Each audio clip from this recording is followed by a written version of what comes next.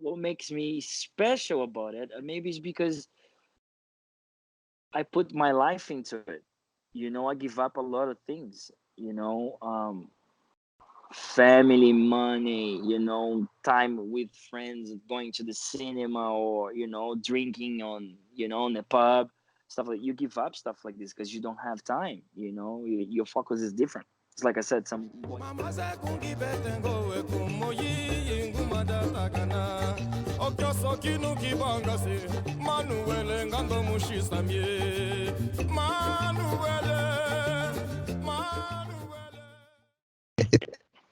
Hey, all right. So I am now on the line with a Mr. Kadu Pires, who Sad. is So you are a world-renowned Latin and Brazilian Zouk and Samba de Gafieira dance professional.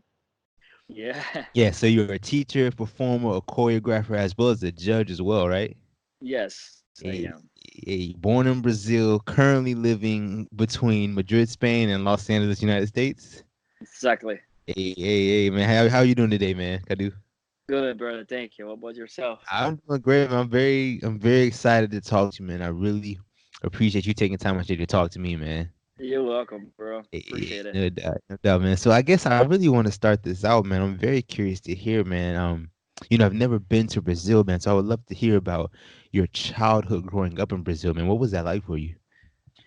I mean, I grew up in a very poor area, favela, as we call it.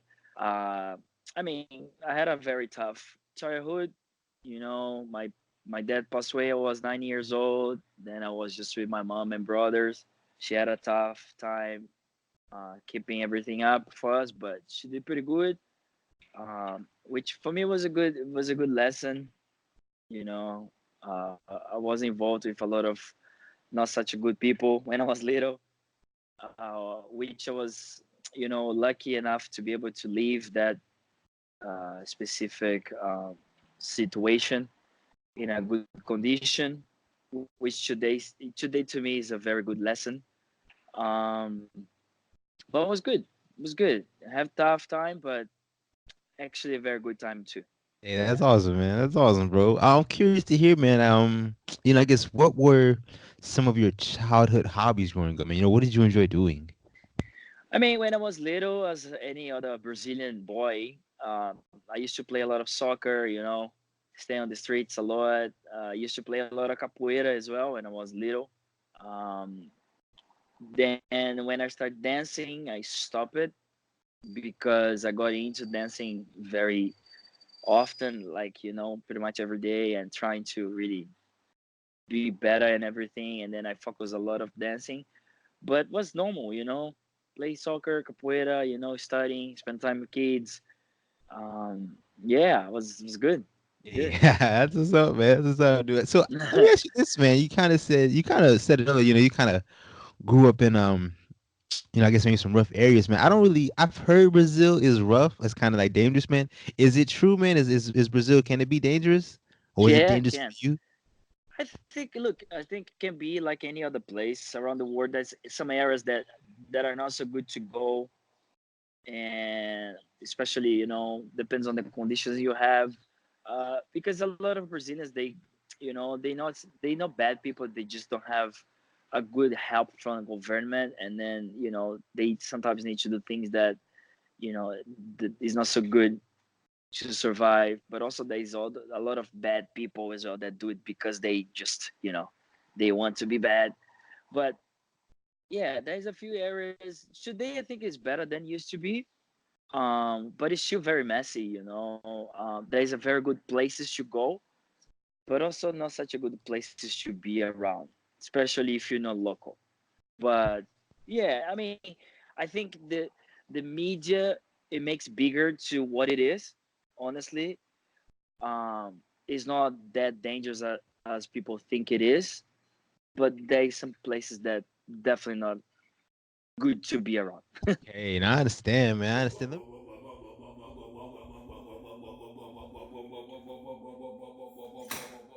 Whoa.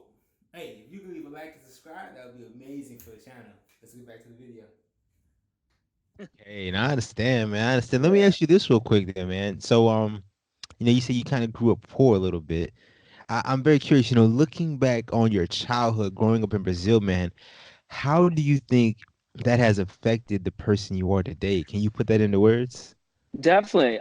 It made me grow up faster and appreciate things much more.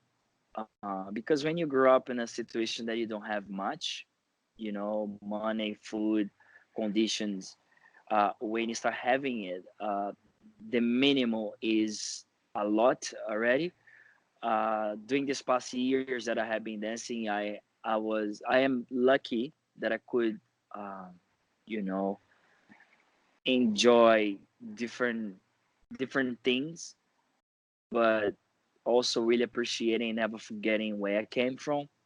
So I think that was a very good lesson for me. Not many people could do and appreciate what life give to.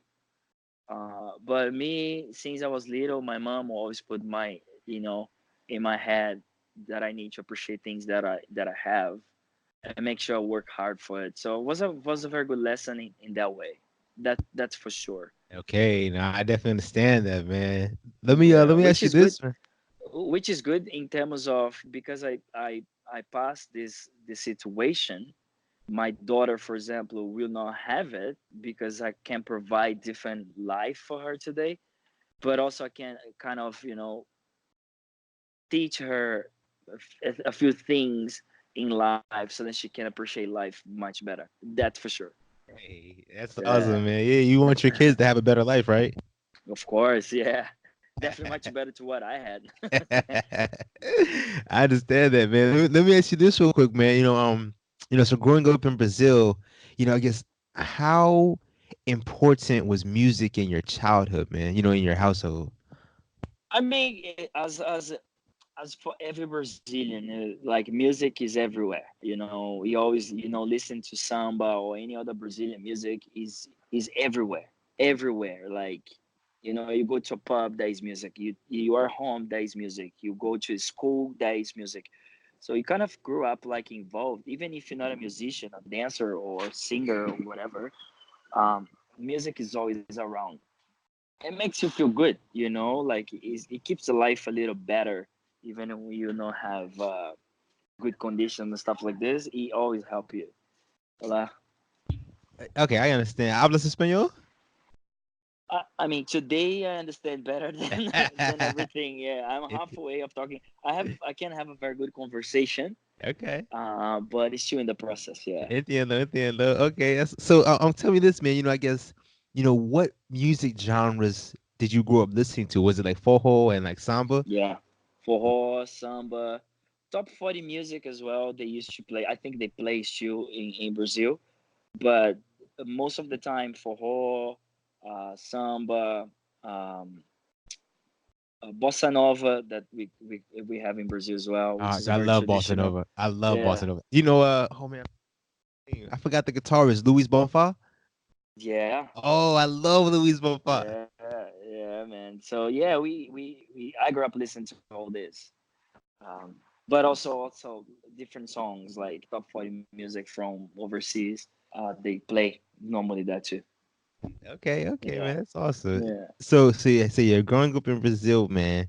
Um, I guess what did you grow up dancing often? Was that a big thing, or like were you more so sports oriented and then got into dancing, or? No, I wasn't into dancing until I was 15. Before that, it was just about football and capoeira and things like this. My old brother, he's a dancer as well, and of course he started first, and then he was my first inspiration. And because of him, I started taking like classes and get more into dancing. Yeah, but before that, no, before that, not really. And so at 15, what were you dancing at that time? The first thing was samba, of course, because that's the first. That's a very big thing in Brazil. So I start with samba. We have a few different ways to dance samba. We have what we call samba pagode. Everything is kind of like a couple. She can dance samba alone, which we call samba no pé when you do like samba solo. But we have couple different styles to do Brazilian samba, samba pagode, samba rock, Gafieira, all this. And then I start learning forró as well. Be more, technical, let's say like this. And yeah, that was the first thing I started with. Okay, okay, man. Yeah. Let me ask you this then, man. I'm very curious if you can even remember this, man. But tell me about your beginner stage learning samba and forró and all. What was your beginner stage like? Difficult as always for everybody that, when you start dancing, you think like you can't do it. Um, the beginning is fun, but at the same time, very challenge. But that's the thing that makes you very addicted to dancing. And because I was around my friends, it made it a bit easier, especially because my brother, he was the teacher. At the same time, I make easier and very interesting. Sometimes make difficult because he's my brother, so you expect like him to, care about you more than the others. But he was a professional teacher. He like, no, you're my student. My brother. But it was good, man. It was good. It was very very difficult to start with, but very interesting at the same time. Oh, man, dude. So I gotta ask you this, then, man. Tell me about your family, man. You said your brother was actually a professional instructor himself. Yeah. So I Oh, have four brothers. Only one is a dancer, the oldest one. The other three, they just normal guys, work normal. They all married with kids. I have three old brothers and one younger. Even the young one, he's married already with two kids and have a normal job, normal life. Nah. and let me ask you this then, man. Tell me about your parents. Are your parents born and raised in Brazil as well? Yeah, both of them. My mom is from Minas Gerais. My dad was from São Paulo. So they met each other in São Paulo, got married. When my dad got married to my mom, he already had two kids, and my mom had one. And then after they got married, so then that was me and then my young brother. So I have two brothers from my dad's side, one brother from my mom's side, and I have one young brother which is from mom and dad.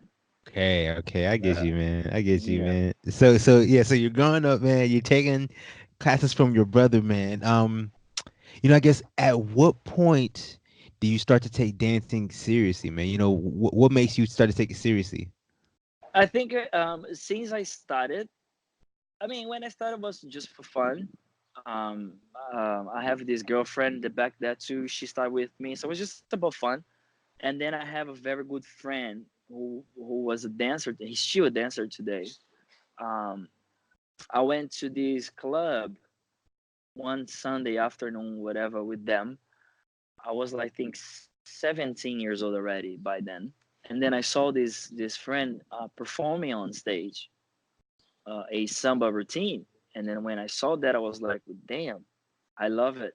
I want to do it for myself. And since I saw him performing, I decided that I wanted to be a professional dancer for real. Because back there, I used to, have like a normal job during the day and take classes nighttime and just go for a few parties when I could. I didn't want to be. I mean, I always enjoy it, but I wasn't thinking to be a professional dancer until I saw him performing.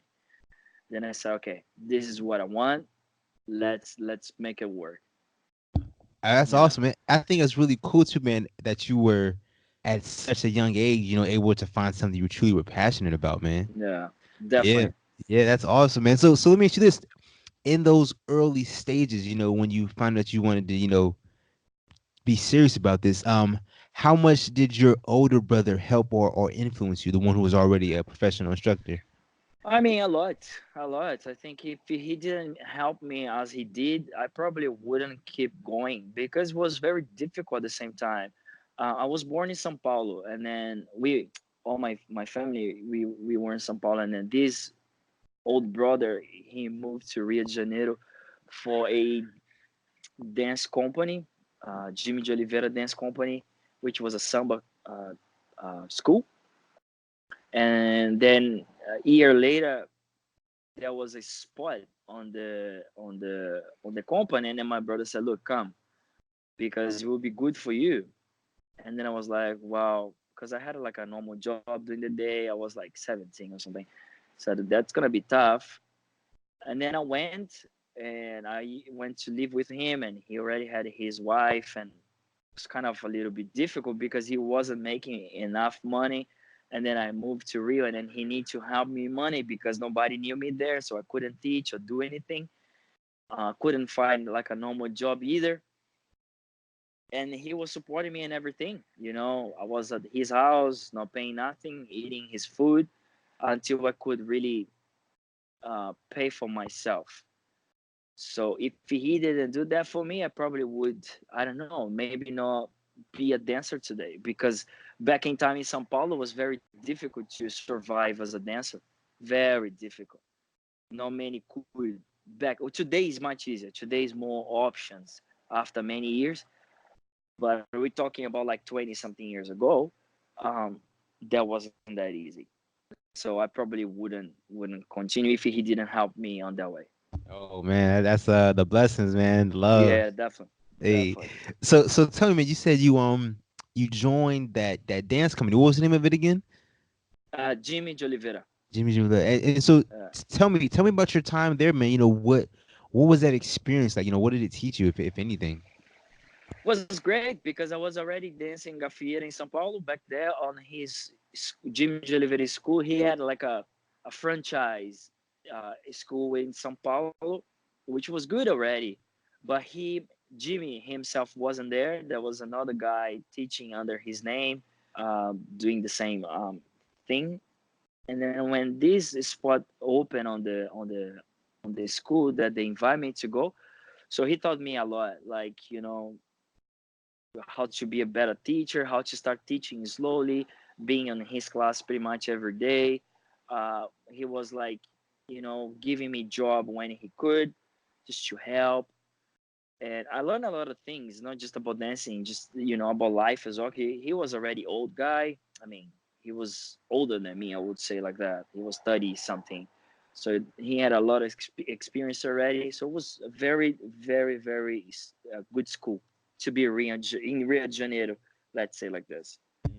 Okay, I understand, man. So I guess from 17 on, were you strictly was dancing your one goal? Is that all you focused on? Yes. Yeah. Okay, all right, man. Okay, so Yeah. you joined that dance school, man, and I guess I guess what happens for you? Do you just stay in that dance school? Is your goal just to teach at that time, and are you just focusing on samba and forró at that time? Like when do you get introduced to Brazilian zouk or zouk music? I mean, when I moved to Rio, I didn't have a goal more than just be part of the dance company. Like I was just a little teenager, so didn't have much in my head. So it was nice to perform around some parties and things around Rio. But in Brazil, when you start learning dance, especially like we call the Brazilian ballroom dance, I would say you don't learn only one style. You learn everything. You learn salsa, you learn bolero, you learn samba, you learn forró. So kind of learn a little bit of everything. Back in time, Zouk wasn't part of it. So I got introduced to Zouk. I think I was 18 or something. I don't know. By a good friend of mine called Rafael Oliveira, which is he was part of Alex de Carvalho Dance School in Rio. Was when I met Alex Carvalho too. Was when Alex opened his dance school. Was when I got introduced to Zouk. Then I started going to Alex Dance School and then going to some Zouk parties. And then Alex invited me to be part of his dance company too, which was great. So then I could learn Zouk as well. Back when I met Zouk, I was like not much into it. I like it, but was like whatever, because I was so into Samba. But then after learning and being part of classes and learning routines on his school, so I fell in love with it. And then I started learning more and more and more. And here I am. Yeah, I understand that, bro. I definitely understand that. Let me ask you this, man, and I don't know if you could tell me much about it, man, but can you tell me maybe about the history of Brazilian zouk, man? Yeah, I'll make it short because it's a lot of different stories. But the Brazilian Zuki start when lambada was not that popular anymore. So the dance classes and nightclubs, they were not playing lambada songs anymore because it was too fast. And the dance school, they were like losing students because the music was too fast back in time. And a lot of different reasons. People have different stories about it. And then from that side, from Rio de Janeiro and São Paulo, where I was kind of involved, um, Jaime Arocha, Adílio Porto, and Renata Peçanha. They were like a very professionals in lambada dancing. Then they found this when lambada was dying. They found this vinyl. Back in time was vinyl, um, Zouk music. So they then start dancing lambada on the Zouk music And, because the rhythm is pretty similar. right. So the Caribbean Zouk music, right? Exactly, yeah. Caribbean Zouk music, and then they start like mixing a little bit the lambada steps, dancing to the original Zouk music. And then with that, they start changing the way they are dancing lambada. So they were mixing a little bit of bolero, a little bit of soltinha, that's another dance that we have in Brazil, a little bit of samba. So they mix it up and create what we have today that we call Brazilian Zouk. Real quick, what time period do you think this was? Time, Like what year? What year do you think this was? I think there's, if I'm not wrong, is between like 25, 30 years ago, something like this. No longer than that. Yeah, it's very new. Everything is very new. Yeah. Okay. So I would say no more than 30 years ago. I'm not Okay. 100% sure on that one. Okay. And so lambada is dying out, and then these group of people they start mixing lambada with Zouk music to Yeah. create Brazilian Zouk. And so I guess is it just over time it starts to get more popular in Brazil and people start teaching Yes. it and learning it? Yes. People got influenced by Adília and Renata because Renata and Adília, they were like, they still very good dancers, and they were mixing a lot of things, and it makes so beautiful to watch that everybody was like, wow, what the hell is this, um, and then the parties start getting bigger and bigger and more people into it to get to know what the hell that was. um, and that's how it grew up. And then other people in different cities in Brazil as well, they were like learning how to dance lambada, I would say, on the Zouk music, and then kind of mixing together, and that's it. They got popular. Yeah. That's awesome, man. That's Yeah. awesome. So you said you're 18. You said you got introduced to Brazilian Zouk music, man. Yeah. Um, I guess can you? At what point do you start to take that more seriously, man? Do you remember that period? um I think the things it is. I think since I moved to Rio, everything was pretty serious because that's the only thing I was doing for living, not just for fun anymore. Like I was dancing to make money, was dancing for fun, was dancing to enjoy friends. So then it turned to be serious since that because I needed to do it to get money to pay for bills, my bills. So So it's that's then, how you live your livelihood. yeah, exactly. And then things would turn a little bit serious on that way. And then I was studying every day, all the time. And then I started joining like contemporary classes, and I did a little bit of ballet as well after I met Larissa. It did help me a lot on that way. But yeah, it turned into be serious after I moved to Rio, like Okay. serious for real. Okay. So let me ask you this, man. I wanna give value to people, man, who may be listening, man. And you're a great person to do this for me, man. So say we have people who are, they're aspiring to become full-time dancers like yourself. What advice or words of wisdom can you give them to, to be like you, man, full-time dancers, man? What does it take? What is required? I mean, it's pretty simple. I think it's like everything. You need to study a lot. You need to work hard for it. Make sure you are involved with people that have experience enough and understand what they're doing to pass the information to you. And together with that, um, like everything, it takes time. You can't just turn to be a dancer or survive about dancing in 1 year or 2 or 3. It takes longer than that. It's like you can't find like a professional bodybuilder to be, big and famous and make money without working hard a few years. It's the same. You don't see a doctor being a doctor without studying for many years. You know, it's the same thing. And also, you need to be honest with yourself, because some people can survive as a dancer. Some people cannot, because you need to see the reality. Like, how can I put this in a better way? I mean, it's like a ballet dancer. You can learn ballet to be a ballet dancer, but it's not that means you can be a professional ballet dancer, because it needs that shape. You need that physique. You need it. For Zouk, you don't. For Samba, you don't. For salsa, you don't. But there's a few things that you need to judge yourself. Am I, going to the right direction to be a professional dancer? Am I doing whatever it takes to do? Now, dance for fun, everybody can. Dance for fun, for to enjoy and be happy. Anybody can. Anybody. However, like, if you young or if you old, or if you're in shape or if you're not, it doesn't matter. You can dance for fun for sure. But being a professional, that's it takes a little more than that. So follow up question then, man. And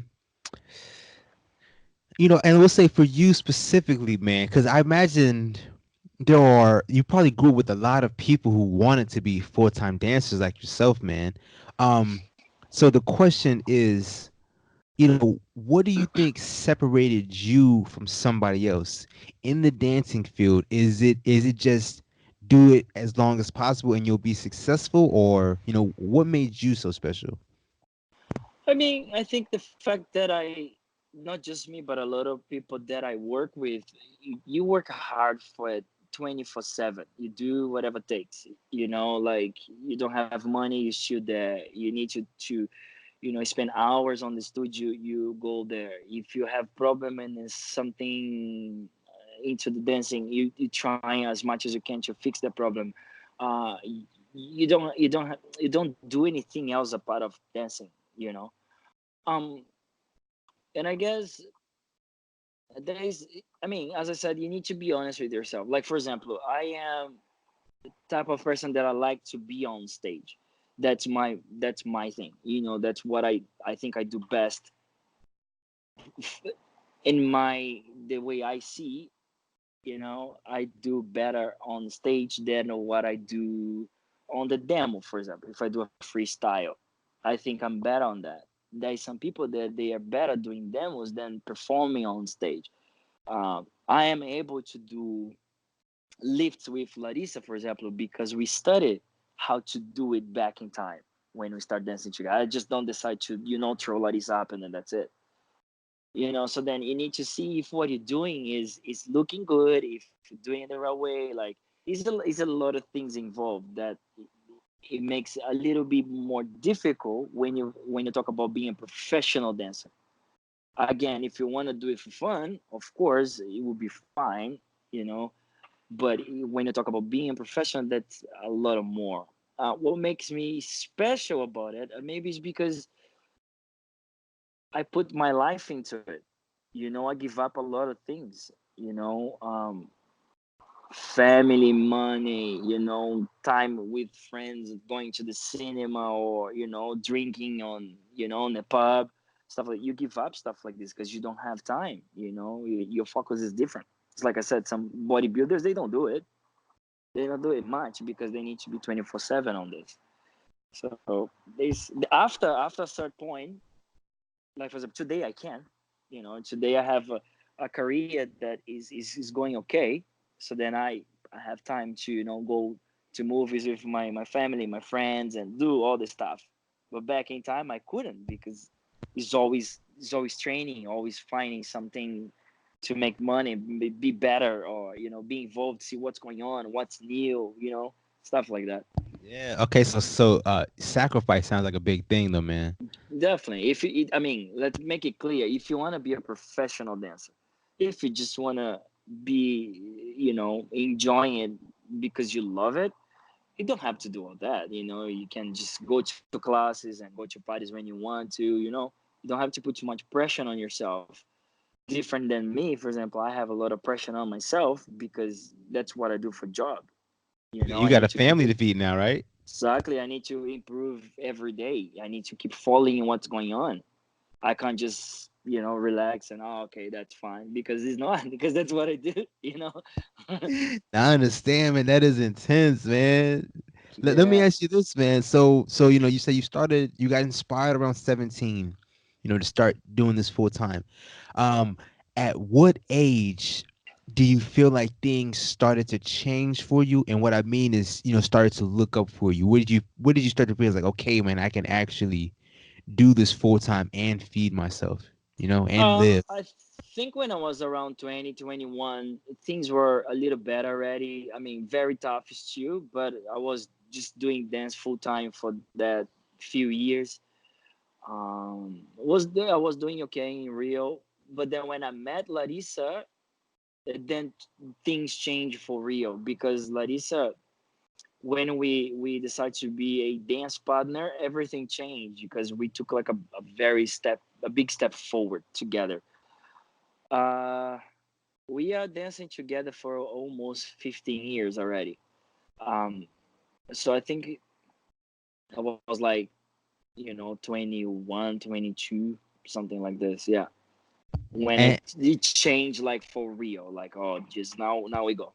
okay. And so you have 15 years of dance experience with your partner, man. Um, Mm. let me ask you this, man. For myself and others, who have no idea what it's like to have a dance partner, man. Can you please elaborate on, speak on, what is it like having a business partner essentially, right? Who is your dance partner, man? What is that like? Yeah, to make it simple, it's a marriage without sex. I will tell you that, because we are in contact every day, 7 days a week, the whole year. Every day, not only for training, because it's not just about that. It's how we make the business go, what we need to do, how we promote, everything. So I have been with Larissa for almost 15 years, and we talk to each other every single day. Before, when we used to live kind of the same country, I would say, we used to see each other every single day. Every single day. Again, not just for training, but to keep studying and improving what needs to be done to keep going. It's not easy, because when you spend too much time with someone, at some point you're gonna crash, you're gonna fight, you're gonna get tired. It's like your brother, your girlfriend. Sometimes you kind of crash a little bit, and then you need to breathe, um, you know, sort the things out, and okay, I'm sorry, let's go again, and all this. So it's quite difficult, but you need it. You definitely need it in every single way, like not just for dancing, but you need someone there to help you when you feel down, when you're tired, when you have difficult time. It's important, like very important, but it's definitely very, very difficult, but you need it. It's like a Okay. marriage. I believe it, man. I definitely Mm. understand that, man. That's that's different, man. So you meet her and you all partner up. And so when y'all link up, are y'all focusing specifically on Brazilian Zouk at that time, or are y'all doing everything? Not really. Larissa is a professional ballet dancer and also contemporary dancer. She's from Paraná in Brazil. She moved to Rio because she got a job on a ballet dance company that was very, very famous in Rio back there. She started coming to the Latin dance, so to say, like this, just for fun with some ballet friends, just to enjoy, have a few beers and blah, just to get out of the classic dancers a little bit. Um, and then when we decided to dance together, she was still working on that company, And then the company lost the sponsorship. And then she said, wow, now I need to do something to make money. I said to her, look, you come with me, help me in classes, whatever, we share the money. And since then, we here. And back there, I was very focused in Samba. When I met Larissa, I was just a very, very focused in Samba. Then when I went to Alex's company, Larissa came after. And then she started enjoying Zouk at the same time as me. So we kind of stepped into it. I was like 1 year ahead. I was a 1 year ready there at the Alex company. And then she came after. So then we step into Zouk straight away after that. Yeah, Okay, I but understand. before that, I was like Samba for all this, not much Ah. Zouk. Yeah. Okay. Um, so I guess I don't wanna jump too far ahead, man. But if I'm not mistaken, I believe at one point you and her both moved to Australia. Is that right? Exactly. So we moved to Australia, I think, on 2005. Yeah, I think we went to Australia. Yeah, 2005. We were And there what? for And like 11 years or something. I say yeah. And what made you all move? So the good thing about Larissa and I is because she was a trained dancer back there, so then we could do different things. So okay, pushing back a little bit, I was always a person that I wanted to learn everything. I wasn't just like only samba. I was my main focus was samba, but then I learned everything. I learned salsa, I learned bolero, I learned everything. When I started dancing in Clarissa, we were like doing a lot on samba, but then we study a lot of salsa. Then we were competing salsa. We study a lot of bolero. We were teaching a lot of bolero. Then we went to Zouk, and then we started performing with Alex Carvalho dance company, performing Zouk, and then also performing bolero. So we did a little bit everything. Then one day, this Brazilian guy came from Australia to Rio. He used to live in Sydney, and back in time, Sydney, in Australia, they used to have this massive party in December that they used to bring different dancers from different country as a special guest. Back in time, it wasn't a normal thing to do it is today. So it was a special thing. Oh, someone coming from Singapore to Australia. That was a big thing back there. So this guy, he went to Brazil. He went to Jimmy's school, and then he asked Jimmy who Jimmy would indicate to fly to Australia to perform there as a special guest. And then Jimmy indicated Larissa and I because we could do more than just some. Then this guy took us to Australia for this party. I didn't want to go at all. Like I didn't want to leave Brazil at all. I was like very focused. Oh my God, I love Brazil, blah. Then Larissa convinced me, okay, that's gonna be good. Let's go. Then this guy offered us to go to Australia for 2 months for doing a tour after that party. I said, okay, let's go, let's do it. The moment that I step in Australia, I fall in love straight away. Straight away, man, like unbelievable.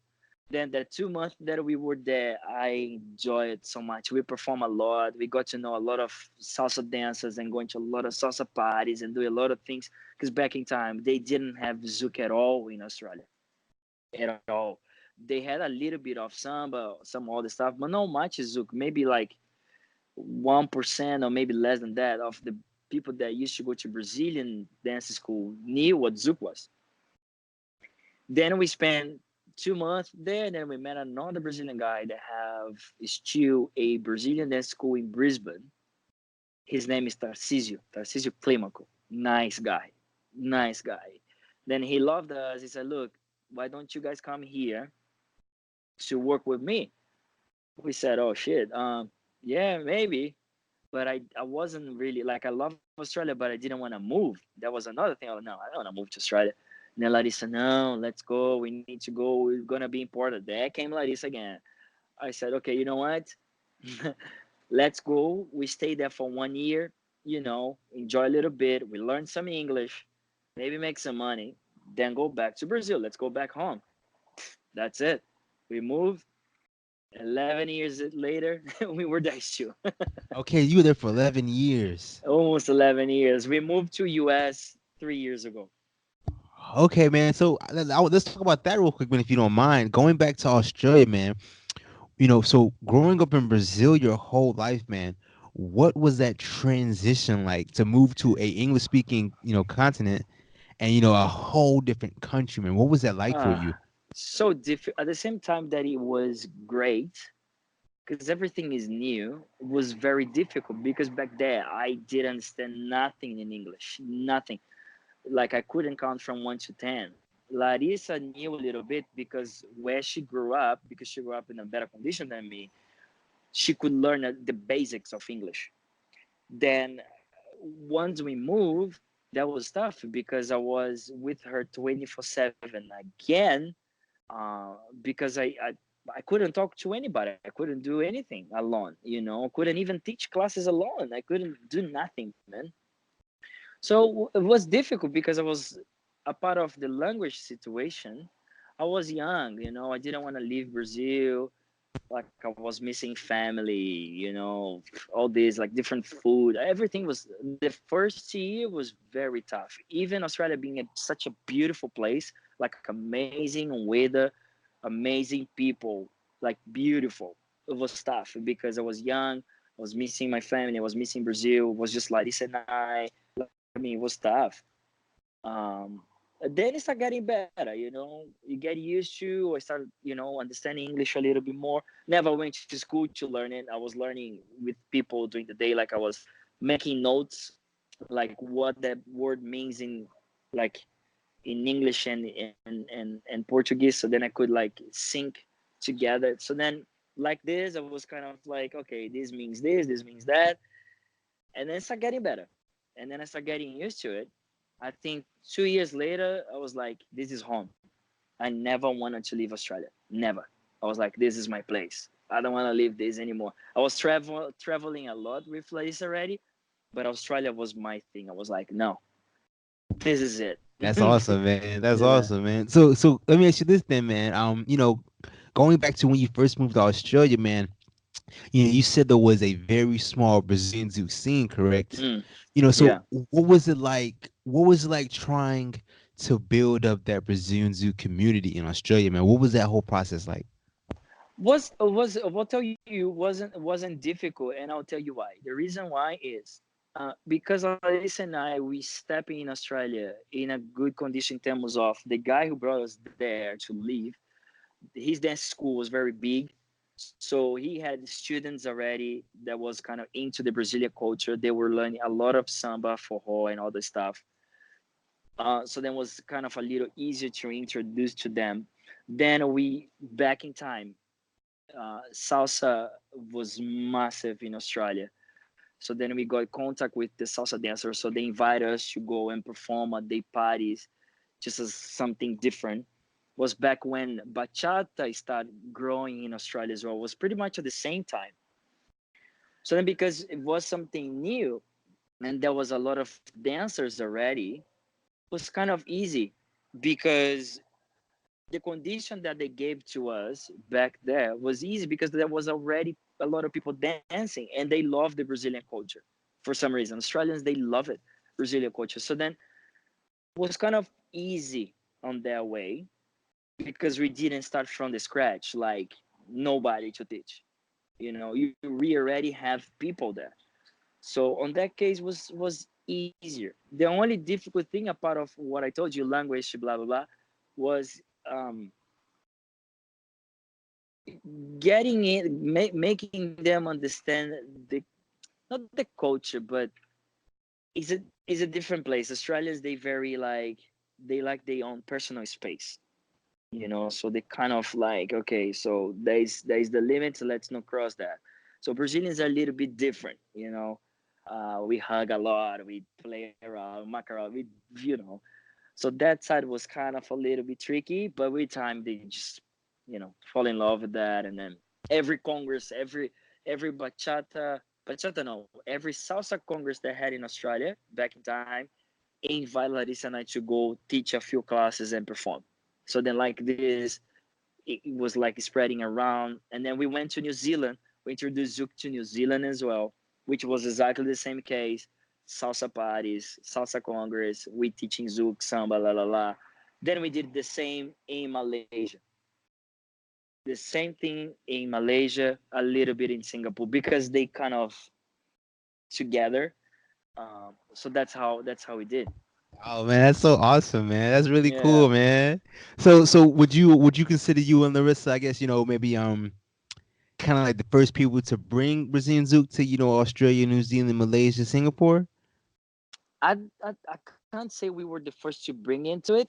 I can say we were the one that built it to be Ah, what it okay. is today. Yeah, Okay. they got to know that maybe a little bit before we arrived, but that was it. Like was just Mm. people like, sure, this is it, and then that's it. Bye. But because we moved to Australia, so we could work with them more to really make them learn more and get used to it. And the Okay. same in New Zealand, the same in Malaysia. Yeah. Okay. Okay, I understand, man. I don't want to jump too far ahead, man, but tell me this real quick, man. I believe Larissa, was she the one who started the Brazilian Zoo Dance Council?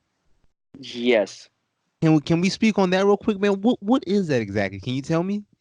Yes, sure. We got inspired by the West Coast Swing because we West Coast Swing dancers as well. Larissa actually more than me today. We used to compete in the West Coast Swing Showcase for a few years, and they have a lot of Jack and Jills, and they have a lot of. The scene is very well organized, right? So the council uh, on the West Coast Swing is more than what we do for Zouk. What we do for Zouk, the council, because we start the Jack and Jill as well on the Zouk word, we need a base for information what Jack and Jill is and why and rules and judges and where stuff like this. So that's why we started the Brazilian Zouk Dance Council. And together with that, we decided to provide information about Brazilian Zouk. You know, where the dance came from, when, why, the things that I told you before. We decided to put it there. Who started, where you can go to find Brazilian Zouk and history about music, history about the dance. Is all about information. The only thing we we don't control, but we kind of take care of is the Jack and Jill system, which is the points, who judge, who is training to be judge, where we're gonna do Jack and Jill, and all those things, and the information about Brazilian Zouk. That's what the Brazilian Zouk Council is. Okay, yeah. Yeah. So I get you. I understand that. So yeah, trying to just be more organized in the dance community, though, right? Yeah, it's past information. Sometimes people take it in a wrong way. Like there was a lot of things in the past that people, oh, the Brazilian Zoo Council wants to control this and that. We don't want to control anything, right? It's just to be clear, we just want to pass information. We don't decide anything alone. We have a, a group of teachers that we always in touch, talking, like, what do you think about this? And what should we say when something happen, Jack and Jill related or anything like this. We all talk to each other to make sure we have the same answer and looking to the same direction in pro of the Brazilian Zouk. So it's not it's not just Larissa and I. We don't do it It's a, alone. it's a panel of you all. I've seen it. I've been to the website. It's a group of you all, right? Yeah, it's a bunch of Zookers that have been on the scene for many years, like Gilson, Alex Carvalho, Renata Peçanha, Fred, Rafael Oliveira, Delano, Philip, Jaime Arocha. There's a bunch of people that we always in touch. So we Larissa and I, we don't make decisions alone. We Ah, don't. So that- it's always like a bunch of people. Yeah. awesome, man. That's awesome, man. So check this out, man. I know you don't have a lot of time, man. So I want to ask you a couple more questions, maybe to give value to people, real quick. All right, man. Right. Right. So a little about myself, man. I started with salsa. I moved on to bachata, and then kizomba, and then Brazilian zouk, man. And in my opinion, man, Brazilian zouk has one of the more difficult beginner stages, man. So for people out there who are new to Brazilian zouk, and they feel like they're stuck in a beginner's rut, what advice could you give them? Um, I mean, I, look, I understand that the fact that is a maybe is a different dance style that takes a little longer. I think it all depends and who look and who is teaching to start with. Because if you go to a class that the teacher cannot read the class and see if he's making things difficult or not to the people that is in there to attend the class, it makes some people frustrated. Some people that are not prepared to teach class, they kind of throw a lot of things faster than supposed to, in a different way that's supposed to, and makes a little bit more difficult. Like for example, you came to the Zouk, you were already a dancer, so for you shouldn't be that difficult to start. It shouldn't, because you already have a dance background. But maybe the way it was passed to you maybe didn't make you understand easier what you need to do. Not blaming the teachers, right? Not blaming at all, because it's a different dance style. But maybe the way the teacher explained, it might make it easier for you to understand what needs to be done. Like for example, you did salsa, I guess you said first, Yes, sir. Yes, sir. right? So then I guess your salsa teacher made you understand kind of faster or easier whatever you need to learn. So maybe you keep dancing salsa for long, right? So then maybe for sure that teacher that you went to start with knew how to teach you how to learn salsa. He knew what you need that specific time on that speed. So I believe that if you want to learn a Brazilian dance zouk, you need to go to someone that understand how to teach Brazilian zouk. Because today, unfortunately, I think not just on the zouk side, but in every single dance style, there's a lot of people that wants to be a teacher, but they're not prepared for that yet. And that makes things a little bit complicated because you might frustrate some new people that come into the zouk world. And that's a bit, you know, that's not only in zouk. I have seen that in every single dance That's style. all the dance genres. Yeah, man. That's Yeah, all of yeah, them. yeah. So I believe that my suggestion for people that want to, step into the Brazilian zouk, trying to, check it out who you go to learn from to start with. That's the first step to it today is very easy because if you do have a local teacher that you think is not prepared for it, you have a lot of online classes today. Like I have online class with Larissa, so very with the internet today, you can find everything.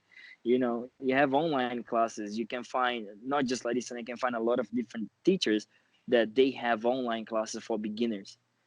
People that are prepared for it. Some people are not as well. I mean, that's one thing that the Brazilians who also are good for too, because we name a lot of old dancers, also the new dancers that are coming now, that are kind of getting there prepared for that one too.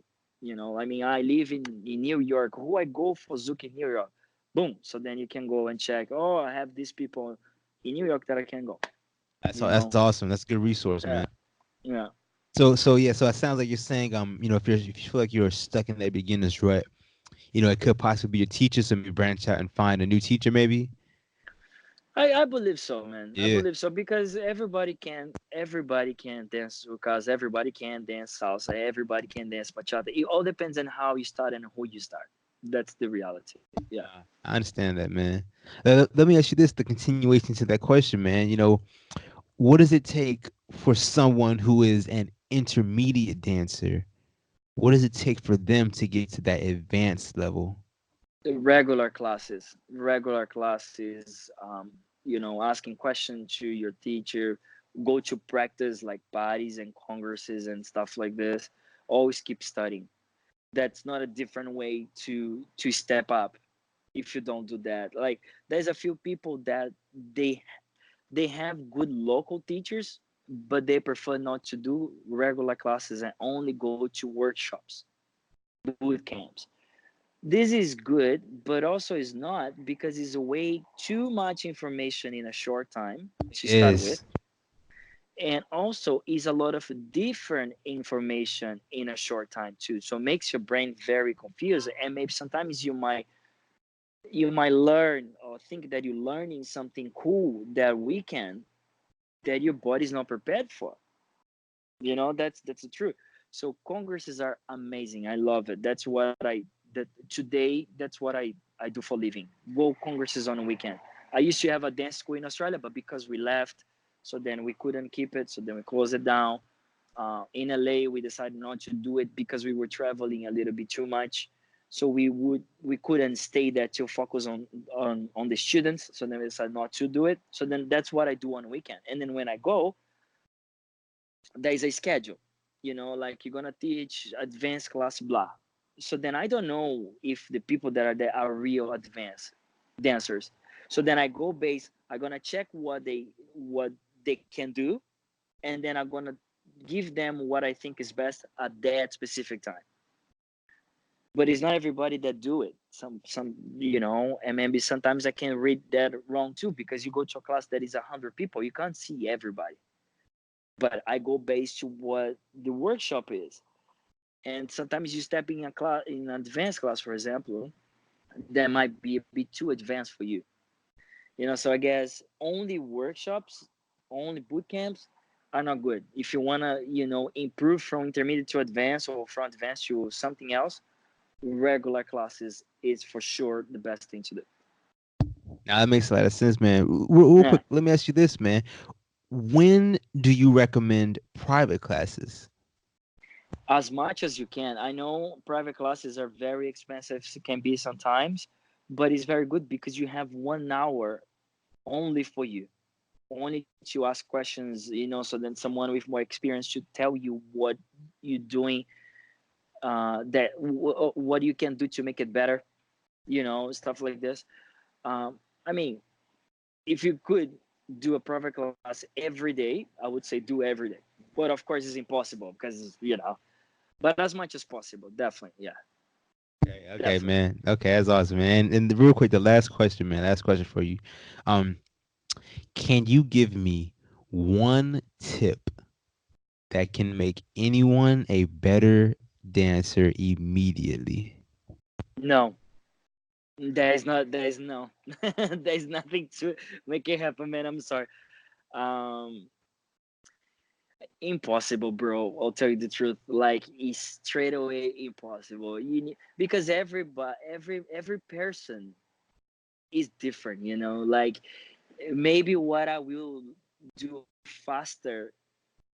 I'll put like this. Maybe we go to the same class. I might learn faster than you, or maybe you're gonna learn faster than me the same material. So everybody's different. So my body might understand something slower than you, or gonna make that thing, make a little. I would take a little longer to understand something than you. For example, you might understand that faster than me, but even you understanding faster than me, you need time. You can't change like this. You definitely can't.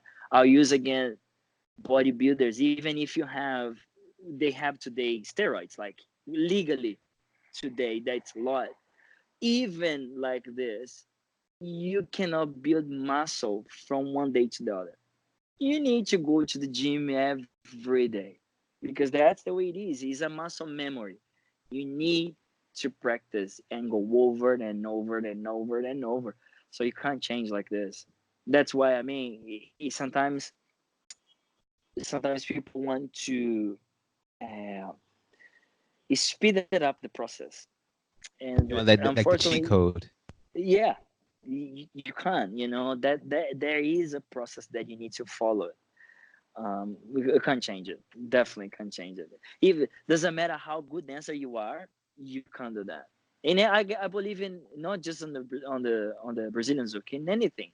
You can't turn to. I cannot turn to be a amazing salsa dancer today, even if the experience that I have. I can't. I can't. I need to study a lot to make sure I get there. That's the way. There's nothing that that does exist. Anything that change you in a day. No, I understand, man. It was worth a try, man. Yeah. But Kadu, man, Kadu, I want at this point, I want to just thank you, man, for taking time out your day to talk to me, man. I really appreciate it. No, thank you, man. That was a nice chat. So it's good to talk to you and expose a little bit of the way I think and Yeah. personal things. It's good. It's good talk, man. Thank you for inviting me for that. Oh man, of course, man. So real quick, man, tell me, Kadu, what are some of your upcoming events? What do you have going on in your life? This weekend coming is the Dutch Zouk Congress. And then I go back to US after that. I think we go to Hawaii Zouk Congress, and then we have the US Open, which is the West Coast Swing competition. Then we have something in Seattle. Then we have Denver in December. Then I finally gonna have a few weeks off, and then we start everything again. We're focusing a lot on the Brazilian Zouk World Championship, which is gonna be next year in Phoenix. It's gonna be the first time. If you guys watching it now, check it out. Brazilian Zouk World Championships in US next year, and also Casa do Zouk in Australia, of course, that we still have there. Even though living in Australia, we keep the Casa do Zouk there as well, which is a great event. And so far, this is it for this year, man. Hey man, dude, you are busy. You're busy, bro. Thank you, God, for that, man. And so last one, man, real quick. Kadu, how can people get in contact with you? How can they reach out to you? Great, man. Thank you for that. We have a Kadu Larissa online. That is our website that we have every single information about Larissa and I. We also have Kadu and Larissa Instagram, Kadu and Larissa Facebook page. So this is the best way to contact us. Of course, there is a personal, Larissa Instagram, Kadu Instagram as well, Facebook, stuff like this. But about Kadu and Larissa, definitely KaduLarissaOnline.com. That's our website. And Kadu and Larissa on Instagram and Facebook as well. Hey man, that's awesome, man. That's awesome, man. So yeah, like I said, Kadu, man, thank you so much, man. I truly enjoyed this conversation, man. Thank you too, bro. Hey, Thank you no so much for doubt. inviting me, man. Oh man, of course. So yeah, this will wrap it up for this episode of the Two Lefty Podcast, man. Enjoy the rest of your day, Kadu. Thank you, man. You too, bro. Hey, all right, buddy. Peace, bro. Bye. That's all it is.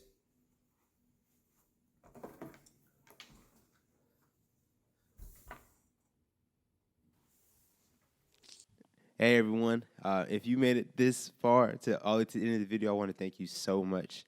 Um, my overall goal with making these interviews and these episodes is to give a voice to dancers. To give them a platform to speak their story. So, if this is of value to anyone, then that means the world to me. My overall goal is to give value to the dance community. So, if you find no value in this, then I urge you to please let me know where I can improve on. Um, I I truly want to, just uh, give value and content to the dance community. So please let me know how I can improve, where I'm messing up, because to be 100% honest with you, I'm learning along the way as I do this. I truly am. So to be able to interact with the dance community, it means the world to me because it gives me feedback and it lets me know what I'm doing right, where I can improve upon. What I'm doing wrong, which I feel like might maybe more important. So please, if you all could comment and just let me know what you think, it means the world to me because that feedback just helps me improve. So um, please comment as well. Please like and subscribe. That means a lot as well. But I want to say thank you so much for just watching this because it means the world to me. I want to take you on this journey of the Two Left Feet podcast. I'm very excited for it. So, once again, thank you so much.